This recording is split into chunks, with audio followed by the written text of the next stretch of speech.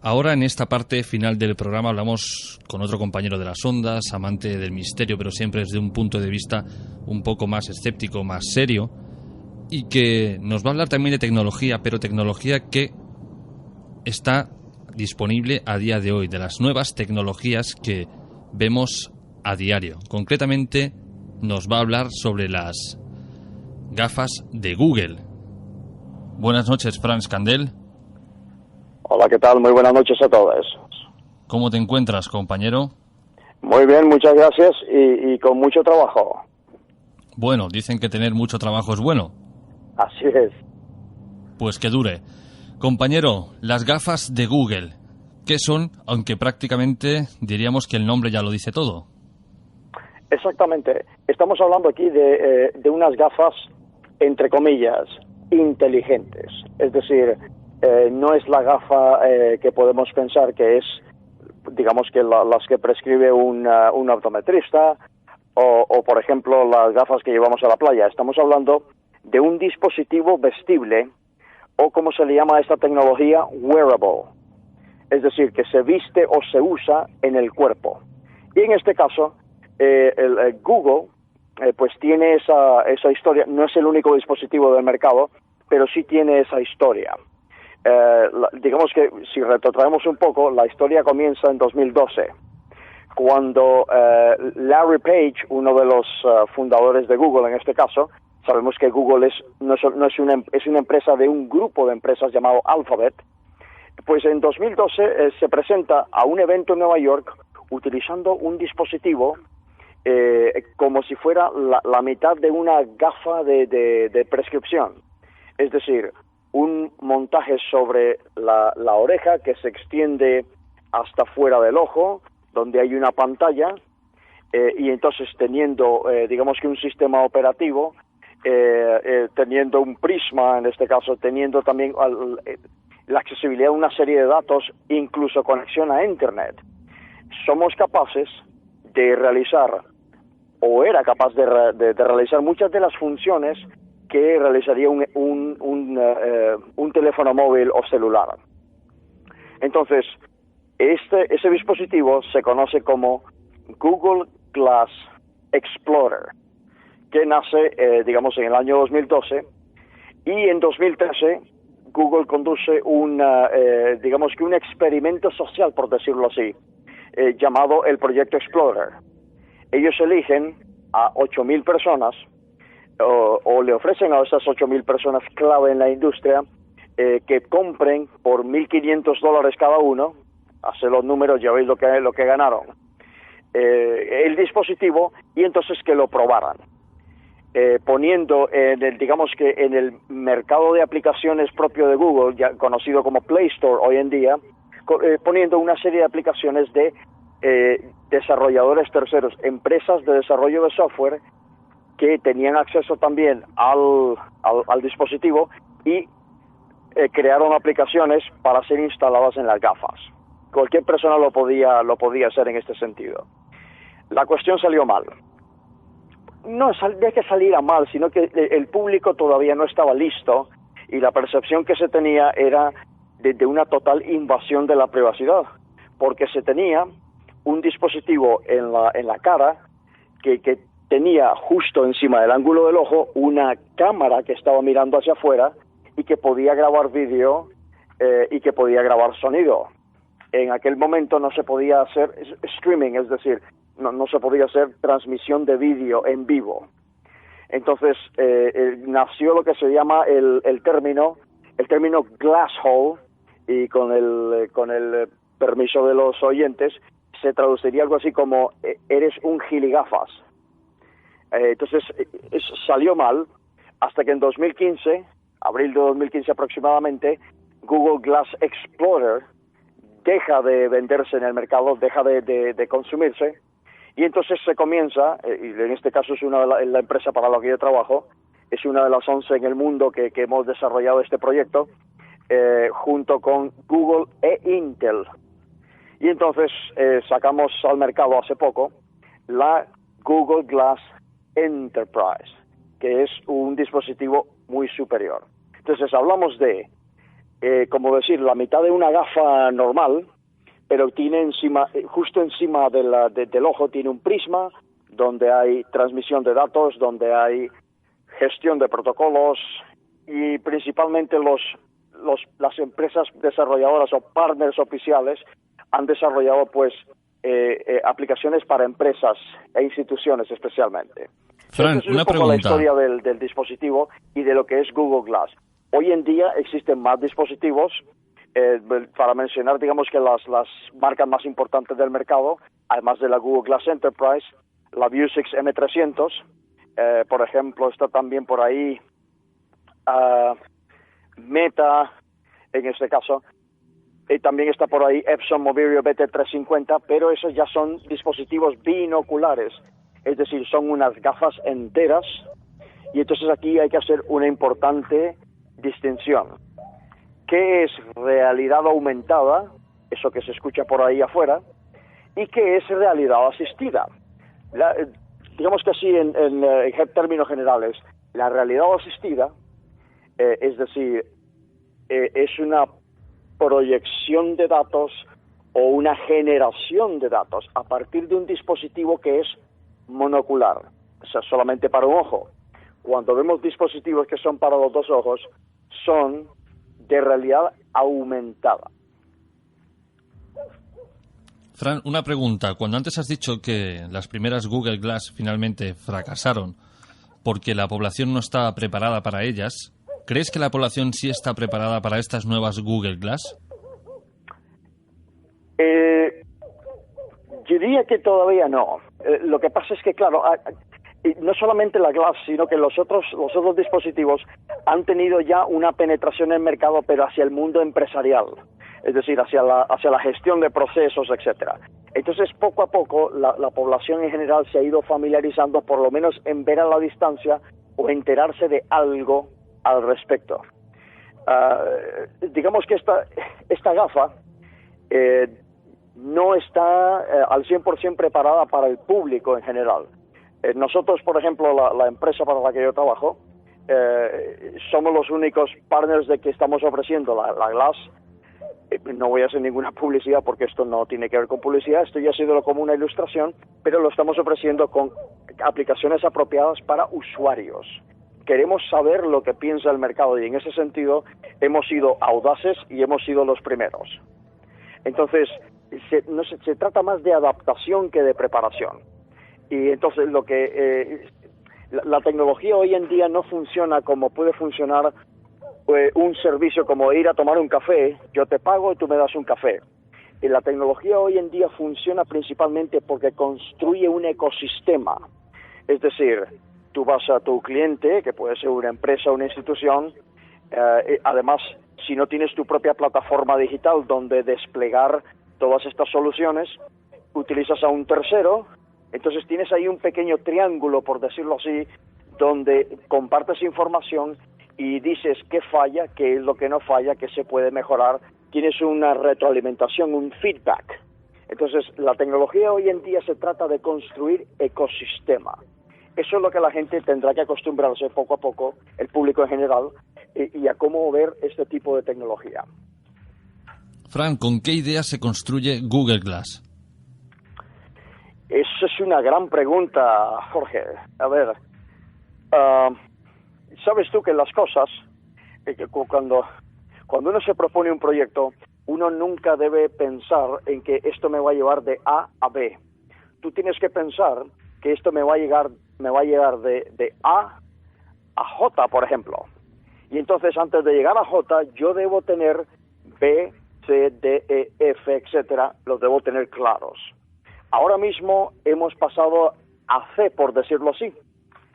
Y esto es una observación absolutamente personal, pero estamos viendo una tecnología que de aquí a unos 5 años, digamos, podría empezar a reemplazar la telefonía móvil. Es decir,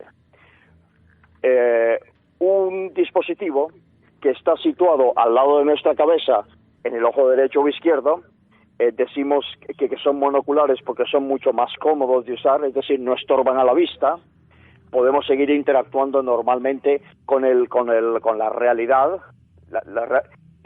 perdón por el pleonasmo, la realidad real, vamos a llamarle, ¿ok? Y que tienes justo ahí algo que te asiste a llamar por teléfono, a procesar datos, a conectarte a Internet, a manejar tu cuenta bancaria a través de ese dispositivo, y no es un dispositivo de binocular en este caso, que tapa tu visión, y eso es realidad aumentada hasta llegar a la realidad virtual.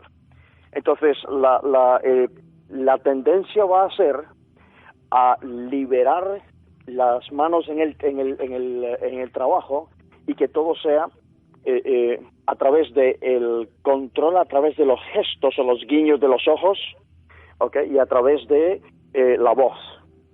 Voy a poneros un ejemplo. Nosotros ya en el año 2013, una empresa, además está en el sur de España, en Murcia, es una tecnología para la lectura de OCR, se llama caracteres de reconocimiento óptico. Imaginaos por un momento en lo que puede servir esta tecnología. Imaginaos a una persona invidente que tiene este dispositivo y que además lo puede escuchar, porque eso puede escucharse, y que como no puede leer o en un sitio donde no haya braille, ¿okay?, la gafa pueda leer lo que está frente a la cámara y se lo diga de una forma además en 60 idiomas diferentes, el que prefieras. Una persona invidente tendría muchísimas menos limitaciones, y hay muchas aplicaciones en este sentido, pero eso es un ejemplo para que veáis hasta dónde puede llegar esta tecnología. Y estamos hablando solamente de C. Fran, acabas de decir que bueno, la Google Glass puede ayudar en cierto modo a las personas invidentes, pero ¿de qué manera beneficia el día a día o la vida de las personas? Especialmente porque libera las manos. Al tener un dispositivo en el que casi no tienes que tocar, por ejemplo, cuando nosotros tenemos el móvil en la mano y tenemos que procesar, no sé, una llamada telefónica, etcétera, tenemos prácticamente las dos manos ocupadas. En este sentido, digamos que hay más, pero la primera ventaja es liberar las manos y liberar también la vista, porque cuando yo quiera, yo puedo manejar sin tener que ver la pequeña pantalla sobre mi ojo. Yo puedo manejarlo simplemente con el guiño, simplemente. O sea, tengo las manos libres y sigo estando en contacto con la realidad circundante. Hay personas, Fran, que opinan que tanta tecnología, en vez de hacernos más inteligentes, nos están convirtiendo en todo lo contrario. Qué observación más interesante y más fascinante. Y yo con todos mis respetos para esas personas, por supuesto. Sí, por supuesto que hay una forma de plantearlo así, pero lo que estas cosas suceden, repito, con todos mis respetos, suceden porque se desconoce cómo funciona esta tecnología y a partir o sea, qué es lo que hace realmente.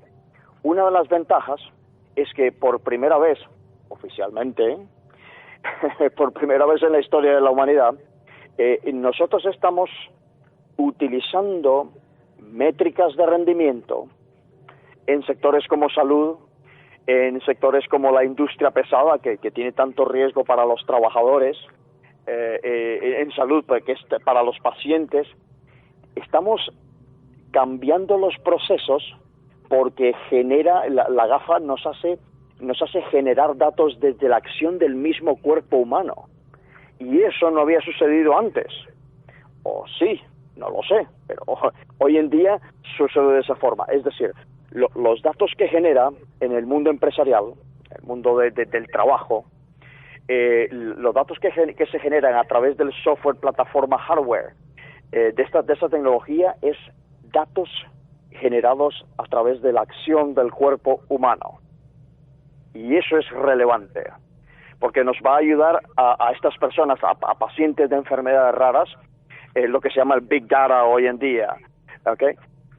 Va a ayudarnos a entender mejor cómo, por ejemplo, cómo tratar mejor a los pacientes, cómo darles un mejor tratamiento. Y pongo un ejemplo para terminar con esta pregunta. Imagínate, o si habéis ido al médico, por ejemplo, médico de la Seguridad Social, Tú estás frente al médico y el médico prácticamente no te está viendo, porque el médico o la médico está poniendo información en el sistema informático de la clínica o del hospital y prácticamente no nos está viendo. Imaginemos que podemos hacer eso y que nosotros podamos volver a lo que era antes, que era que el médico o la médico tenía contacto visual con el paciente y podía mirarle, y mientras le está mirando e interactuando con ese paciente, hay un asistente, una realidad asistida que está tomando una serie de datos. Por ejemplo, yo puedo tomarle el pulso a una persona solamente con enfocar la cámara de la Google Glass, con el software correcto, ¿okay? Y no tengo más que hacerle, porque gran parte de la curación de estos enfermos es el contacto humano, y facilita la realidad asistida el contacto humano otra vez, que es lo que hacíamos antes. Buenas noches, Frank. Soy Laia, otra colaboradora del programa, y quería plantearte una pregunta que, a ver, quizás un poco estúpida, pero a mí me genera mucha curiosidad, que es que estas gafas, para usarlas se necesitaría internet o wifi o datos, o no tiene nada que ver, o mitad y mitad, o no sé. ¿Qué tal? Buenas noches, muchísimo gusto, y debo decirle que no hay preguntas estúpidas, puede haber respuestas estúpidas. Yo trataré de darle una que tenga sentido. Es una pregunta muy buena, de hecho. La conexión a internet, o por ejemplo a través de wifi o a través de un hotspot, es decir, del móvil, del internet móvil que tenemos en el móvil, que lo podemos activar, depende, por ejemplo, cuestiones como si yo quiero hacer una transmisión de vídeo audio, ya sea de una vía o de dos vías, es decir, yo veo lo que ves y tú ves lo que yo veo. Hay otras aplicaciones que no necesitan estar online, que se llama, puede estar offline, como se dice, es decir, no tiene que estar conectado a internet necesariamente. Fran, pasamos Sí. del teléfono móvil a las Google Glass. ¿Cuál será el siguiente paso? Porque cada vez parece que vamos reduciendo más el aparato de tecnología. Sí, es una forma de verlo, claro que sí. ¿Sabes qué es lo más importante, Jorge? Que las personas siempre tienen la opción de no tomar la tecnología y seguir usando un teléfono táctil. Pero ya sabes tú que los seres humanos somos animales de costumbres. Y al fin y al cabo, yo hasta hace 3 años tuve que dejar dolorosamente mi BlackBerry, que era de botones, a pasar a un teléfono táctil, porque tenía la necesidad de hacerlo desde el punto de vista laboral y desde el punto de vista de mi profesión. Entonces pasa eso. Yo conozco personas todavía, personas de que son de mi edad, yo tengo 44 años, ¿okay? Que siguen utilizando un móvil 2G, porque lo único que quieren es llamar por teléfono y mandar enviar mensajes de texto. Es una opción. Ahora, ¿hacia dónde vamos? Claro que sí. Vamos a la reducción en tamaño, cada vez más pequeño, más pequeño. Vamos también a una introducción, ya existe, de hecho, en la que el teléfono móvil que tenemos ahora mismo también es un dispositivo tanto de realidad aumentada como de realidad virtual, que es totalmente diferente. Realidad virtual, cuando digo realidad virtual, es, como su nombre lo indica, una realidad que digamos que no es la real, ¿ok? Pero que es inmersiva a 360 grados. Yo me pongo un visor y puedo poner mi teléfono ahí y yo puedo, por ejemplo, ver el vídeo de mis abuelos en 360 grados y disfrutarlo como normalmente no puedo disfrutarlo. Lo puedo hacer con realidad virtual. Y eso ya existe. Has dicho una cosa muy interesante, Fran, y es que tú tuviste que dejar tu BlackBerry por necesidad. ¿Crees que esta necesidad se ha creado? ¿Ha creado a la sociedad? O sea, es decir, ¿se ha impuesto para que la sociedad sea más consumista y compre más artículos, en este caso, pues como teléfonos móviles, como la Google Glass, por ejemplo? Es una gran pregunta, Jorge. Y yo no quiero molestar a nadie, y esto no es una cuestión ideológica, es una cuestión casi antropológica, por decirlo así. Lo que la creatividad, incluso la religión, las grandes obras de arte, han surgido por la hibridización del conocimiento humano. Estamos hablando de, por ejemplo, hace, 3.000 años, en el Mar Egeo, que era un centro de comercio entre este-oeste y casi que norte-sur.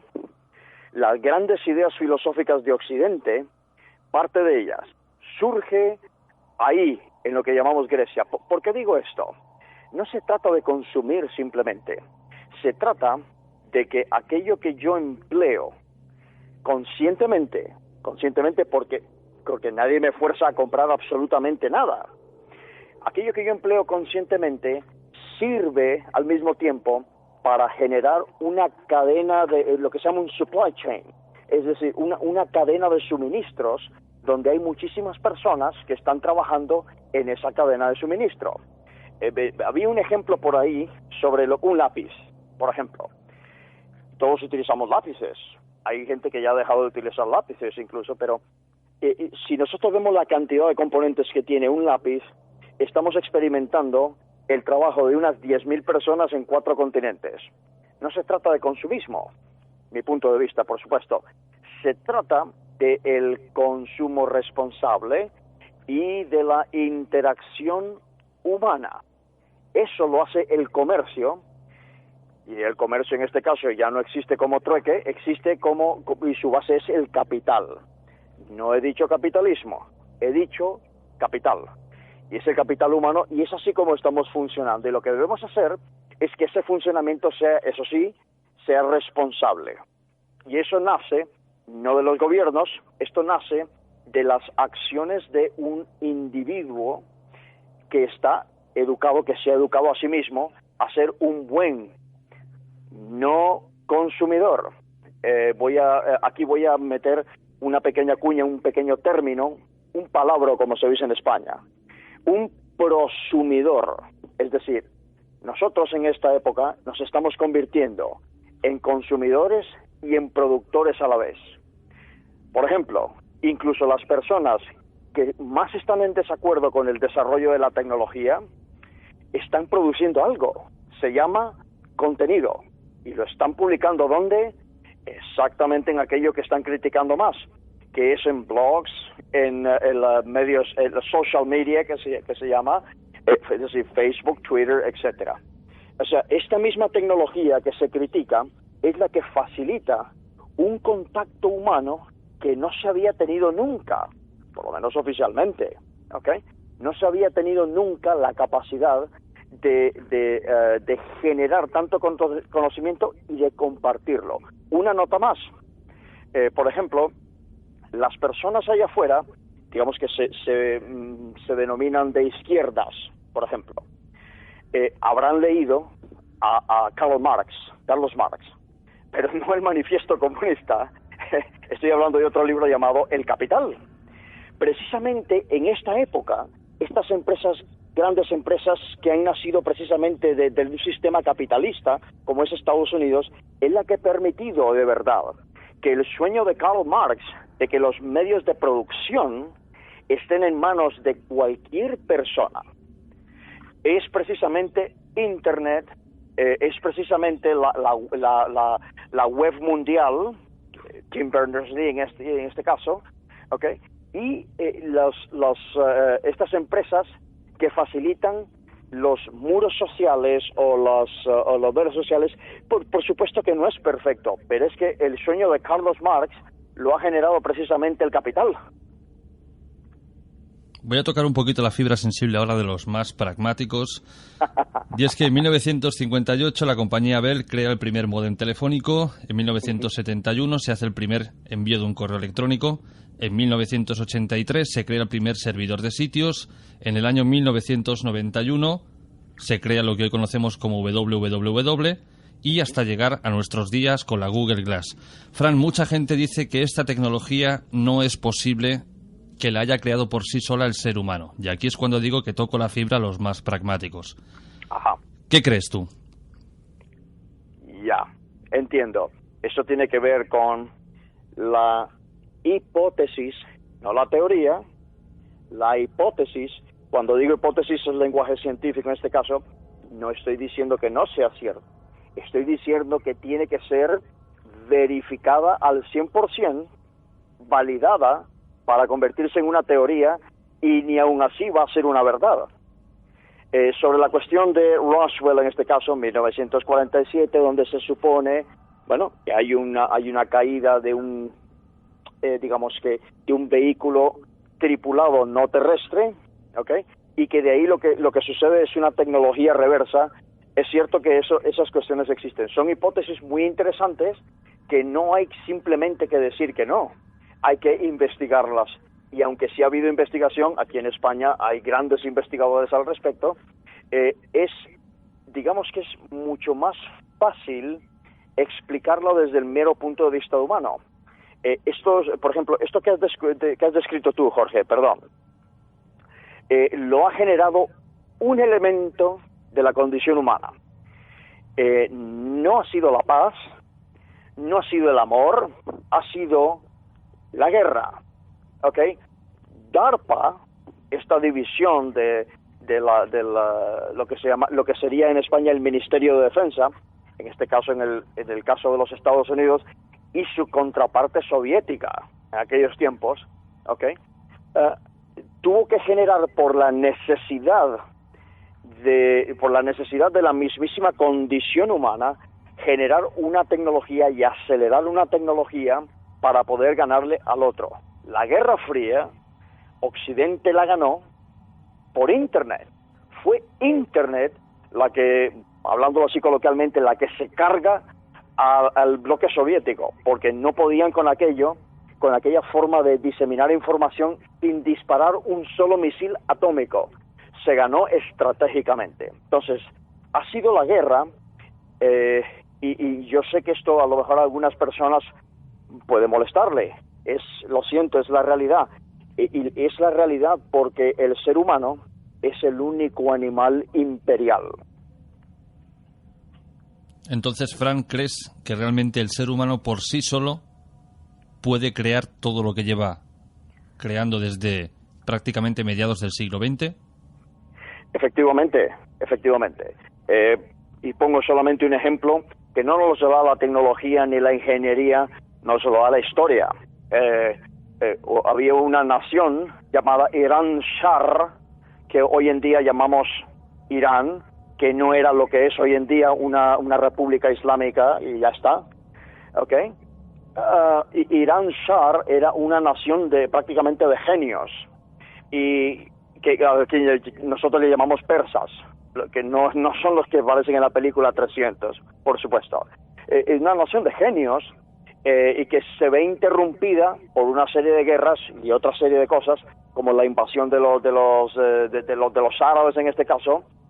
Se ve invadido y entonces se trunca un progreso de siglos que ya habían compartido también ellos con los griegos y le habían enseñado a los griegos.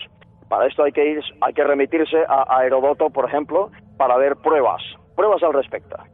Si nosotros, digamos que si Irán o los persas o los griegos no se hubiesen visto afectados por digamos que esa detención del conocimiento, ¿ok? Nosotros ahora mismo posiblemente tendríamos colonias en Marte. Pero ¿por qué es esto importante? Hay personas que dicen, pero ¿por qué? ¿Por qué tenemos que hacer eso? Es que lo llevamos dentro, somos exploradores. Digamos que la capacidad de conciencia, con S, ¿ok? Es decir, la capacidad de mirarnos al espejo y decir, yo soy, es una bendición, pero también es una maldición. Y nos manda a que tenemos que avanzar y no simplemente trabajar por inercia o por instinto, como la mayoría de los otros seres vivos. Esa diría que es la explicación. Ahora te voy a poner en un compromiso, Fran. Por favor. Cuando nosotros adquirimos un producto de consumo, siempre se dice, pues mira, yo me he comprado esta televisión, este ordenador, pero la compañía que ya me está vendiendo este último modelo tiene el siguiente ya preparado para lanzarlo al mercado. Tú hablas de las Google Glass. ¿Ya está el siguiente modelo en marcha?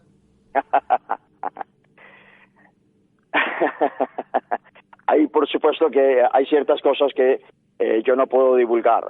La respuesta es que en ese sentido siempre será un sí, pero no solamente para Google, sino para cualquier empresa, porque tú tienes que estar listo para competir.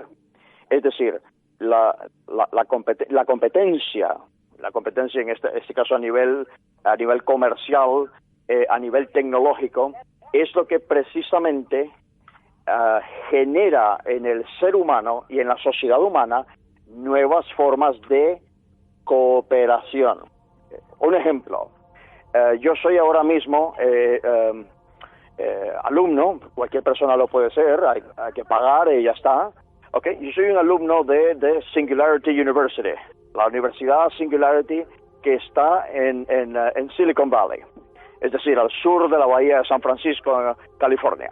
Okay, esta está dedicada a desarrollar en profesionales de distintas ramas, incluso hay filólogos estudiando ahí, junto con ingenieros, junto con médicos, junto con físicos nucleares y junto con personas dedicadas al comercio exterior, ¿okay? Todos en desarrollar lo que se llama el pensamiento exponencial, es decir, que tú puedas actuar, planear, diseñar, crear en 360 grados, viendo simultáneamente todos los aspectos de la sociedad humana, especialmente, muy especialmente, en aquellas zonas del planeta donde hay menos desarrollo tecnológico o digamos que hay una estructura social en la que nosotros no entramos.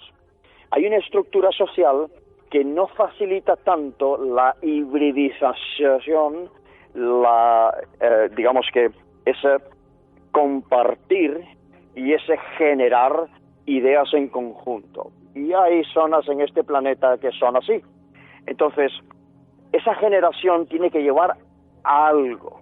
Uno de los grandes inventos que yo le pude conocer a esta señorita, ha estado en las conversaciones TED, era crear o diseñar un dispositivo para que mujeres en aldeas del centro de África, que tenían que caminar kilómetros enteros todos los días para buscar agua, pudieran traer 3 veces más agua con el mínimo esfuerzo, como si fuera una rueda que es guiada por un eje. Es un invento que se hace ahí y inmediatamente se comercializó a coste cero.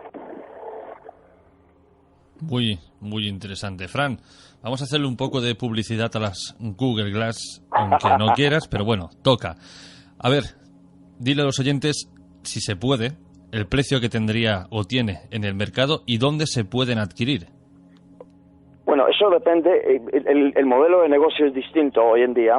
La empresa para la que trabajo se llama, en español se dice Streye, ¿okay?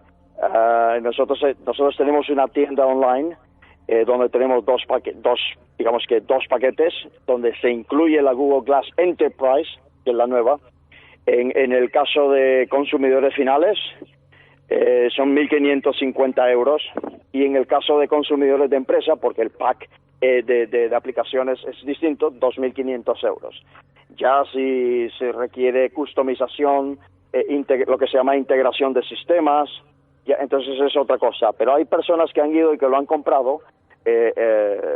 Por ejemplo, hay nosotros tenemos una persona que está en Bulgaria, me parece. Ha adquirido una que es el Lite, que es el de 1.550 euros, y descubrimos que es un monasterio y lo que quieren es crear una aplicación para a sus fieles, a través del dispositivo, enseñarles los cánticos y los rezos que tienen en su comunidad, en la que todos ellos, pues me parece muy bien, son todos muy felices y quieren que lo aprendan a través de la Glass, porque eso va también a motivar a las generaciones más jóvenes. Por ejemplo, por poner un caso así. ¿Tú tienes algunas Google Glass tuyas, Fran? Sí. Sabía que me ibas a contestar un sí. Debo tenerlas, me toca. Bueno, Fran, pues ha sido un verdadero placer que hayas pasado por Informe Enigma para hablarnos de cómo avanzan las nuevas tecnologías y bueno, para tenernos un poco al corriente de los nuevos aparatos o dispositivos móviles, podríamos llamarlos así, que van llegando al mercado. Muy bien, yo encantado, con mucho gusto. Pues nos vemos en otra ocasión, compañero. Un abrazo y buenas noches. Buenas noches, hasta luego a todos. Y con esto, queridos oyentes,